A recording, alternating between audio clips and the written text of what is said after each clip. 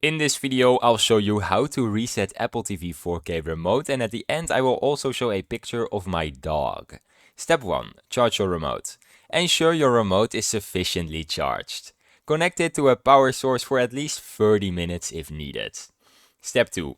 Press and hold buttons. Simultaneously press and hold the TV control center button and the volume down button for about 5 seconds. Step 3. Watch TV screen. You will see connection lost, followed by connected messages on the screen, indicating that your reset was successful. Step 4. Test your remote. Test the remote for responsiveness. If any problems persist, you can try repairing or using the Apple TV Remote app.